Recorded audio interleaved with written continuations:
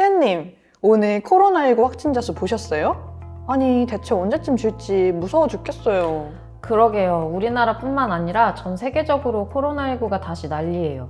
올 초만 해도 백신 보급이 빠르게 일어나면서 방역 조치 해제한 국가들도 있었잖아요. 이스라엘이 대표적이었죠.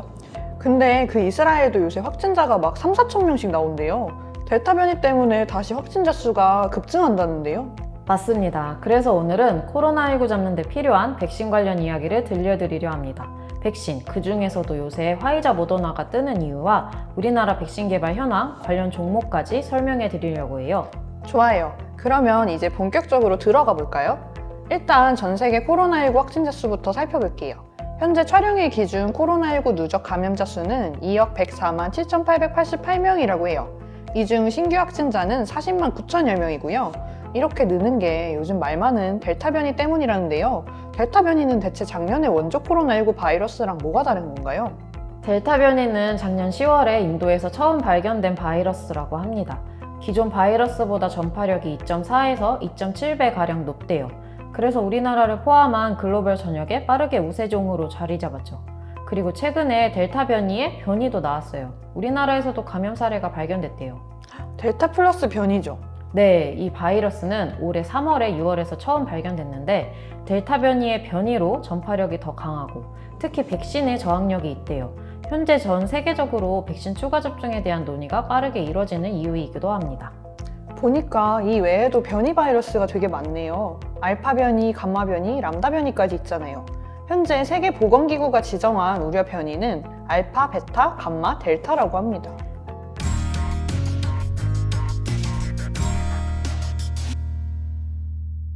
요즘 전 세계가 백신 갈망증에 걸린 이유가 다 있네요.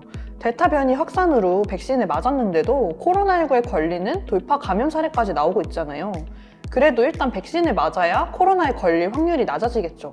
그래서 이스라엘, 영국처럼 1차 접종을 웬만큼 한 국가들은 백신을 한 번 더 맞추겠다는 추가 접종, 일명 부스터샷 결정을 내려 화제가 됐어요. 이와 동시에 아직 1차 접종률이 1%대인 다른 국가들도 있는데 그게 말이 되냐는 논란도 있고요. 맞습니다. 바이러스 확산이 사그라지지 않다 보니 많은 나라에서 부스터샷에 대한 논의가 이루어지는 분위기더라고요. 우리나라도 현재 추가 접종을 어떤 식으로 언제쯤 시작할지에 대한 연구에 돌입했습니다. 근데 승희님, 현재 코로나 백신이 여러 종류가 있잖아요. 우리나라만 하더라도 아스트라제네카, 얀센, 화이자, 모더나 이렇게 접종하잖아요. 이 중 가장 인기를 끄는 백신은 뭘까요? 아, 저 알아요. 화이자랑 모더나 아니에요? 네, 그 두 백신이 예방 효과가 뛰어나다는 연구 결과들이 나오기 시작하고 유럽 일부 국가들은 혈전 부작용 우려 등으로 아스트라제네카나 얀센 접종을 제한하고 있잖아요. 그래서인지 화이자와 모더나가 특히 더 인기를 끌고 있어요.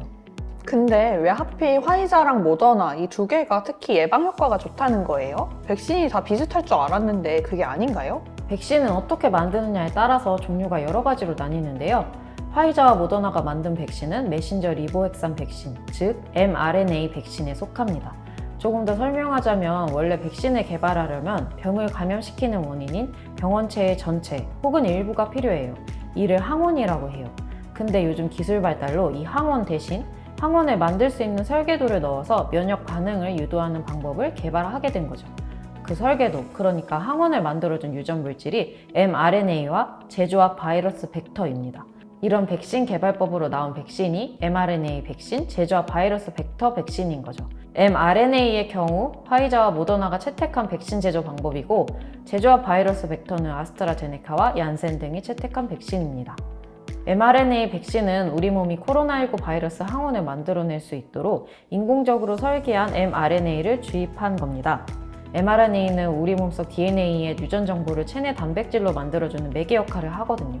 이 백신은 제조가 비교적 쉽고 제조 기간도 적게 걸린다는 장점이 있지만 아시다시피 백신 효력을 유지하기 위해서는 영하 20도에서 70도의 초저온 상태를 유지해야 돼요.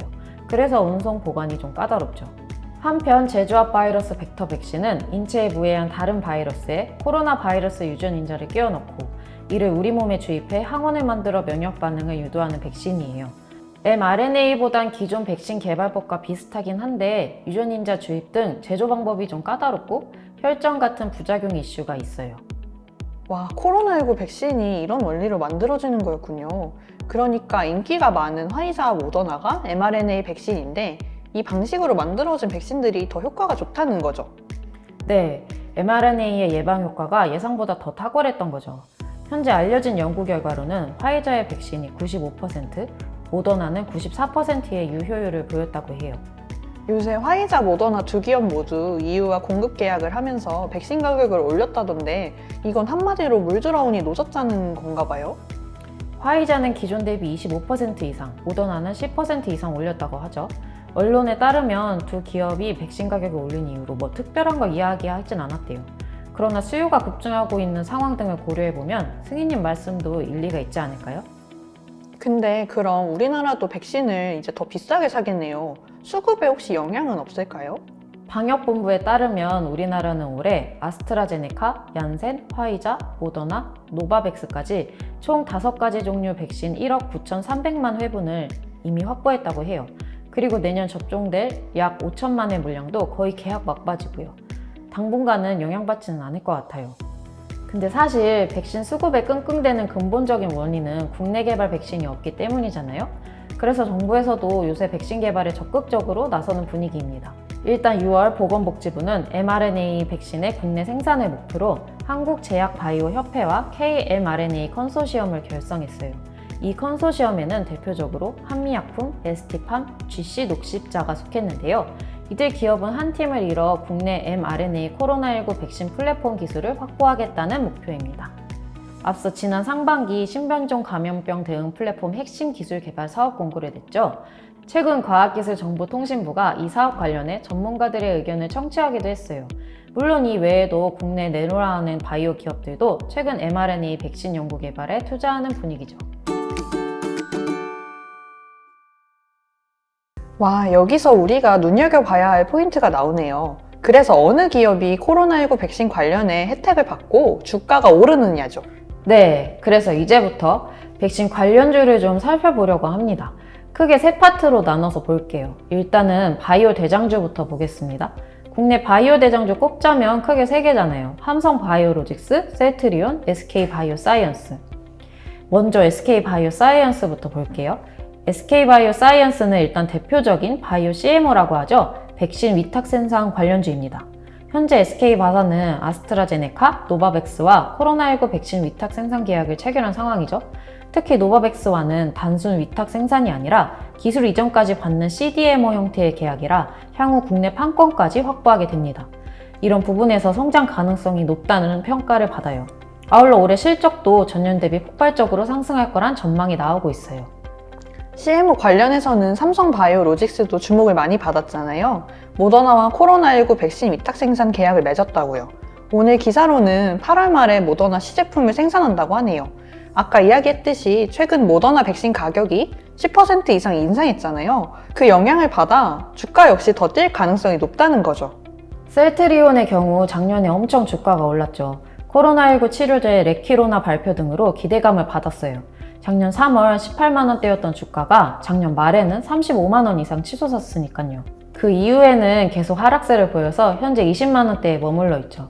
그러나 최근 레키로나 2탄이라는 CTP63 개발 등 지속적으로 코로나19 치료제와 백신 개발 착수를 대외적으로 알리고 있어요. 근데 이 바이오 대장주 3종의 공통점은 모두 mRNA 개발에 적극적이라는 건데요.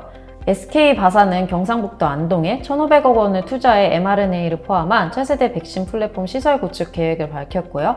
삼성바이오로직스도 아까 설명한 모더나와의 위탁 계약 생산을 바탕으로 차차 기술 이전을 받고 생산 설비 작업에 들어갈 거라고 합니다. 셀트리온은 최근 미국 트라이링크 바이오테크놀로지와 계약을 맺고 mRNA 백신 플랫폼 개발에 착수했죠. 트라이링크는 mRNA 플랫폼 기반 위탁 개발 생산 업체고요. 백신 개발에 필수적인 고유 벡터 캐핑 기술을 보유하고 있다고 알려져 있어요. 네, 증권가에서도 이런 움직임을 바탕으로 최근 바이러스 제약산으로 바이오 기업 주가가 재차 반등할 가능성이 있다고 보고 있습니다. 근데 저는 모더나 화이자 관련주 검색하면 삼바, SK바사, 셀트리온 말고 관련 테마주들도 많이 보였거든요. 네, 맞아요. 테마주도 꽤 많이 언급되더라고요. 대표적인 종목들 소개해드릴게요. 먼저 화이자 관련 테마주로는 우리바이오, 제일약품, 신풍제약, KPX 생명과학, 제조반도체 등이 꼽혀요. 사실 셀트리온도 테마주로 엮이긴 하는데요. 바이오 대장주로 아까 소개해드렸으니 제외했습니다. 우리바이오와 제일약품의 경우 각각 대표이사가 화이자 출신이라는 점에서 테마주로 엮였다고 합니다. 신풍제약의 경우 화이자에서 개발한 다른 약들을 취급하고 있어 테마에 묶였고요. KPX 생명과학은 국내 최초로 폐렴 치료에 쓰인다는 항상체 중간체를 개발해 화이자에 독점 공급한 이력이 있다고 합니다. 제주반도체는 화이자가 쓰는 제약용 반도체를 수출한다고 해요. 모더나 테마주로는 엔투텍, 소마젠, AB 프로바이오, 파미셀, 대한유팜, 서린바이오, ST팜 등이 있습니다. AB 프로바이오와 엔투텍 등은 일단 사내이사가 모더나 출신이라는 점에서 테마주로 엮인 게 큽니다. 소마젠은 유전체 분석 서비스 기업인데 모더나도 고객사로 알려져 있죠. 파미셀은 진단키트와 치료제 개발 관련해서 모더나를 포함한 코로나19 관련주로 꼽히고 있고요. 서린바이오는 모더나 백신 CMO를 맡은 삼바의 테마주라서 모더나 테마주로 엮입니다. ST팜은 앞서 소개한 k-mRNA 컨소시엄 회원사인데요. mRNA 개발 역량에 이어 특히 모더나 물량의 CMO 가능성에 무게를 두고 테마로 얽혀있죠. 테마주들을 보면 전반적으로 화이자나 모더나가 고객사로 있었거나 화이자 혹은 모더나 상품을 받아 판매했던 이력이 있는 기업들이네요. 혹은 내부 인사가 그 회사 출신이거나. 맞아요. 그리고 이거 관련해서 좀 재밌는 기사가 있는데요. 조선비즈가 지난 5월에 낸 기사인데 지금 말씀드린 화이자, 모더나 테마주를 작년부터 올해까지 1년간 보유했다면 얼마나 수익을 냈을지 분석한 거예요. 보니까 이 테마주를 작년에 사서 올해까지 붙들고 있었다면 최대 370%가량 수익을 냈을 거래요. 370% 이상 수익을 낼 수 있었던 종목은 우리바이오였어요.